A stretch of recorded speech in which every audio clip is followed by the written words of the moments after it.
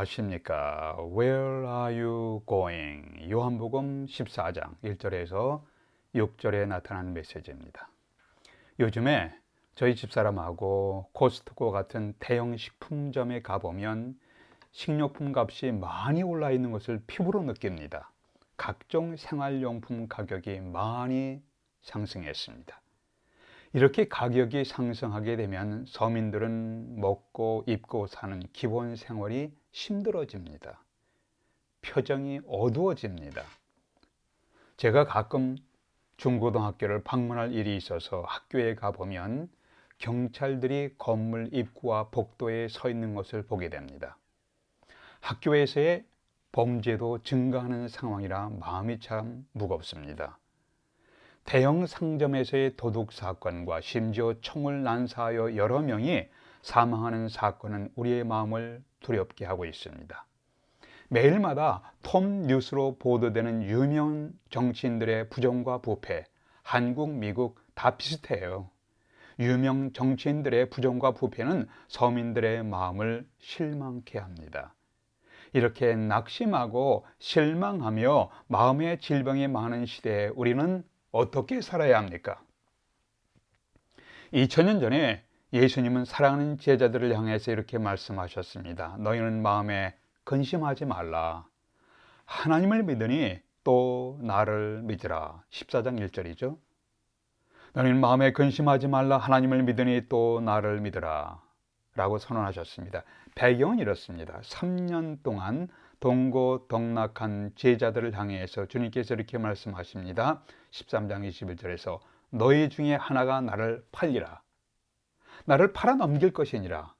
이것은 너희 중에서 한 사람이 돈을 받고 나를 배신하리라 하신 것입니다. 이때 식탁에 둘러앉은 제자들이 갑자기 당황하며 술렁이기 시작했습니다. 누가 감히 돈을 받고 선생님을 배신할 수 있단 말인가? 또한 예수님은 내가 잠시 여기 있지만 곧 너희 곁을 떠날 터인데 내가 가는 곳에 너희가 따라올 수가 없다 라고 하셨습니다. 이때 베드로가 36절에서 주여 어디로 가시나이까? 주여 어디로 가시나이까? 하면서 성급한 성격의 베드로는 주님을 위해서 내 목숨을 버리겠나이다 라고 결연하게 고백합니다. 부드러운 저녁 식사의 분위기가 매우 무겁고 당혹스럽고 어두워지는 상황이에요. 이때 베드로와 제자들을 더욱 당황케 하신 예수님의 말씀이 38절에 있습니다. 베드로야, 내가 진실로 너에게 이르노니 오늘 밤 닭 울기 전에 3번 나를 부인하리라. 네가 나를 모른다고 할 거야. 3번이나. 너희 중 한 사람이 나를 팔아넘기리라. 나는 너희 곁을 떠날 것이니라. 네가 나를 부인하리라. 나를 모른다고 부인할 것이니라. 이런 말씀들을 들은 제자들은 식탁에 둘러앉아 매우 당혹했습니다. 충격적이었습니다. 심령이 불안해졌습니다. 근심했습니다. 어찌할 바를 모르는 광경을 짐작할 수가 있을 겁니다. 제자들의 심정을 이해할 수는 있겠죠. 이들은 이 땅에서 가진 것을 제쳐놓고 예수 그리스도를 쫓아왔습니다. 주님께서 Follow me, 나를 따르라 라고 하실 때 이들은 가족들을 두고 떠나왔습니다. 친구들과 직업과 고향을 떠나서 메시아 왕국을 건설하는 꿈을 꾸며 메시아 왕국에 대한 비전을 그리면서 주님을 따라왔습니다. 그런데 이제 와서 우리 곁을 떠나신다니, 이거 마치 버림받은 감정을 가진 제자들이었습니다. Sense of abandonment, 버림받는 감정을 갖게 했습니다. 이들은 술렁임이었습니다. 긴장했습니다. 혼동하기 시작했습니다.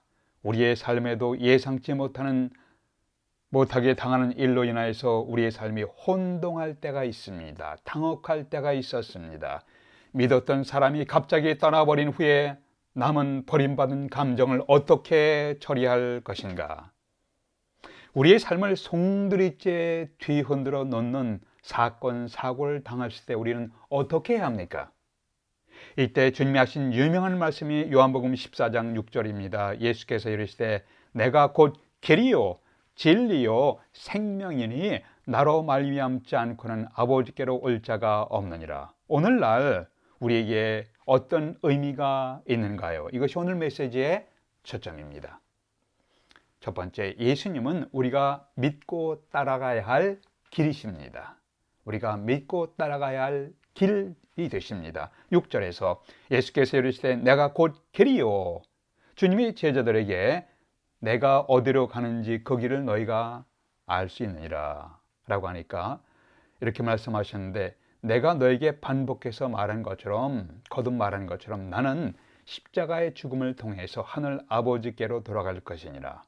내가 어디로 가는지 그 길을 너희가 알 것이니라. 이렇게 반복해서 비유를 통해서 복음서에서 주님이 반복해서 말씀하셨습니다. 내가 어디로 가는지 그 길을 너희가 알 것이니라 라고 하니까 5절에서 도마가 주여 주께서 어디로 가시는지 우리가 알지 못하거늘 그 길을 어떻게 알 수 있겠나이까? 라는 질문을 했습니다. 그 길을, 주님이 어디로 가는지 우리가 알지 못하거늘 그 길을 우리가 어떻게 알 수 있겠습니까? 라고 질문했을 때 주님께서 내가 곧 바로 그 길이니라. I am the way 라고 말씀하신 거예요. 주님은 고통과 모욕의 십자가의 죽음을 통해서 제자들이 하늘 아버지께로 가는 길이 되어주셨습니다. 주님의 길은 십자가이고 제자들의 길은 예수 그리스도이십니다. 다시 하겠습니다. 예수님의 길은 십자가입니다. 제자들의 길은 예수 그리스도이십니다. 초대교회 그리스도인들은 그 길을 따르는 자들이라고 불려졌습니다. 바울이 다마스커스로 그리스도인들을 핍박하기 위해서 갈 때에 그 도를 따르는 사람들을, 이 도라는 말이 the way, 그 길을 따르는 사람들을 체포하기 위해 갔다라고 사도행전 9장 2절에 언급했습니다. 바울의 간정에서도 사도행전 22장 4절에 보니까 내가 그 도를 따르는 사람들, 내가 그 길을 따르는 사람들을 죽이기까지 하고 남녀를 결박하여 옥에 넘겼노라. 초대 그리스도인들은 예수 그리스도라는 길을 따르는 자들, followers of the way, 그 길을 따르는 자들이라고 묘사되었습니다. 그리스도인들은 하늘 아버지께로 가는 길이신 예수 그리스도를 믿고 따라갔습니다. 우리가 믿고 따라가야 할 길은 바로 예수 그리스도이십니다. 주님은 우리가 믿고 걸어가야 할 길이 되어주셨습니다. 여러분과 저는 어떤 길을 걷고 있습니까? 여러분과 제가 걷는 길의 최종 종착점은 어디가 될 것인가요? 천국인가요? 지옥인가요? 마음이 무너질 때에 예수님을 따르는 길을 걸어가십시오. 낙심과 실망으로 인하여 마음이 어두워질 때에 예수 그리스도를 바라보며 찬양하며 예배하십시오. 주님은 우리 마음에 새로운 소망을 주시는 분이십니다.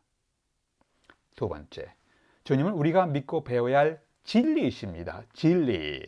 6절에 보시니까 예수님은 내가 곧 진리니라. I am the truth. 주님은 은혜와 진리가 충만하신 분이십니다. 하나님의 말씀이 육신을 입고 이 땅에 오셨습니다. 이분을 보니 은혜와 진리가 충만하더라. 요한복음 1장에서 이것이 강조되었습니다. 내가 주님을 보니까 이분은 은혜와 진리가 충만하신 분이다. 예수님은 육신을 입으신 진리이십니다. 이것이 요한복음 1장에서 증거하는 예수 그리스도이십니다. 이 시대는, 여러분과 제가 살아가는 시대에는 다원주의 사상과 문화가 온 세상에 퍼져 있습니다. 다원주의, 플루럴리즘, 다양성을 인정하고 다양한 의견을 존중하겠다는 입장을 말합니다. 건전한 의견이 있고 건전한 문화가 있습니다. 이것은 우리가 서로 인정할 필요가 있습니다. 문화, 신념의 다양성을 존중하는 것이 현대 사상과 문화 속에 깊이 퍼져 있습니다. 그런데 여기서 한 걸음 더 나가서 종교다원주의로 확대되었습니다. Religious pluralism. 이것은 종교적 신앙체계의 다양성을 인정하고 절대 진리를 거부합니다. 여기 중요한 것은 이 시대는 절대 진리가 없다는 것이에요. 유일하고 절대적인 진리를 포기하라. 유일하다고 주장하면서 절대적이라고 말한 절대적인 진리를 포기하라고 압력을 가하면서 주장하는 것이 현대의 다원주의 사상이에요. 여러분, 세상의 흐름에 속지 마십시오. 이 세상에서 하나님이 어떤 분인지를 분명하게 계시하신 유일한 분이 바로 예수 그리스도이십니다. 이 세상의 모든 악의 근원적 뿌리는 하나님을 거역한 죄임을 선포하시고 죄임을 선포하시고 그 죄로 인한 심판에서 우리를 해방시키실 유일한 분은 바로 예수 그리스도이십니다. 천국과 지옥에 대해서 가장 명확하게 말씀한 분이 있습니다. 예수 그리스도이십니다. 예수님은 천국의 영광을 아시는 분이십니다. 예수님은 지옥의 비극을 아시는 분이십니다. 예수님의 말씀은 진리이십니다. 예수님은 육신을 입으신 진리이십니다. 우리가 믿고 배워야 할 진리는 예수님과 예수 그리스도의 말씀입니다. 하나님의 감동으로 기록된 성경을 통해서 진리이신 예수 그리스도를 계속 배우고 계속해서 따르고 있는가, 우리 자신에게 묻고 규칙적으로 확인하셔야 합니다. 주님은 우리가 믿고 배워야 할 진리이십니다. 세 번째, 주님은 우리가 믿고 얻어야 할 생명, the life, 생명이십니다. 6절에 보니까 예수님은 내가 곧 생명이니라, I am the life 라고 선언하셨습니다. 주님은 세상 죄를 지고 가는 하나님의 어린 양이셨습니다. 주님은 세상 사람들의 죄의 짐을 지시고 죽으심으로 세상 사람들이 생명을 얻고 살아나게 하셨습니다. 주님은 나는 선한 목자라, 선한 목자는 양들을 위하여 목숨을 버리거니와 나는 양들을 위하여 목숨을 버리노라. 요한복음 10장 11절 15절에서 거듭해서 나는 선한 목자로서 양들을 위해서 목숨을 버린다고 말씀하셨습니다. 선한 목자이신 주님께서 죽으심으로 양들이 살아났어요. 어떻게 양들이 살아났습니까? 선한 목자께서 죽으심으로 양들이 살아난 거예요. 나사로의 무덤에서 주님은 이렇게 선언하셨습니다. 나는 부활이요 생명이니 나를 믿는 자는 죽어도 살 것이니라. 요한복음 11장 25절 26절입니다. 성경은 예수 그리스도는 참 하나님이시여 영생, 요한일서 5장 20절이라고 말씀했습니다. 저주받은 십자가에서 죽으심으로 다른 사람들을 살게 하셨고 죄를 용서받게 하셨습니다. 여러분은 이 예수 그리스도를 믿고 따르고 계십니까? 우리는 이렇게 생명이신 예수 그리스도를 믿고 따르고 있는가? 예수 그리스도를 믿고 영접하는 것은 천국의 생명을 영접하는 것입니다. 우리의 영혼 속에 하나님의 생명을 시작하는 것입니다. 헨리 스쿠걸이라는 분이 이렇게 표현했습니다. 인간의 영혼 속에 있는 하나님의 생명, the life of God and the soul of man 이라고 묘사했습니다. 우리 자신에게 물어보십시오. 우리의 영혼 속에는 하나님의 생명이 있는가? The life of God and the soul of man. 여러분의 영혼 속에, 나의 영혼 속에, 우리의 영혼 속에는 하나님의 생명이 있으십니까? 예수님은 내가 곧 길이요 진리요 생명이다라고 선포하신 후에 나로 말미암지 않고는 아버지께로 올 자가 없느니라고 분명하게 말씀했습니다. 베드로도 선포하기를 다른 이로서는, 다른 사람으로서는 구원을 받을 수가 없나니 천하 사람 중에 구원을 받을 만한 다른 이름을 우리에게 주신 일이 없음이니라.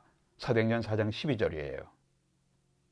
바울도 우리나 혹은 하늘로부터 온 천사라도 우리가 너에게 전한 그리스도의 복음 외에 다른 복음을 전하면 저주를 받을지어다. 갈라디아서 1장 8절이에요.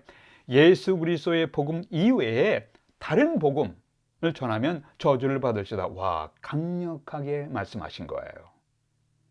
절대 진리는 없다고 주장하는 다원주의 사상과 문화가 만연된 오늘날의 세상에서 예수 그리스도에 대한 분명한 확신 가운데 거하십시오. 낙심케 하는 것들로 가득 찬 세상 속에서 예수 그리스도를 바라보십시오. 너희는 마음에 근심하지 말라.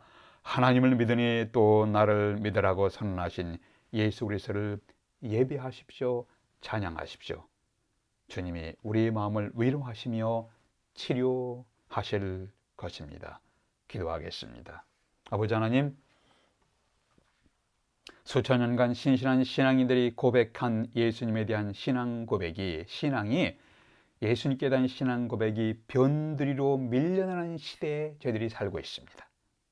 참으로 빠르게 변하고 영악하게 진리를 왜곡하는 시대에 저희들이 살아가고 있습니다. 세속화로 흘러가면서 하나님을 거역하는 문화와 사상을 분별하며 살아갈 수 있도록 저희들에게 지혜를 주시옵소서, 분별력을 주시옵소서.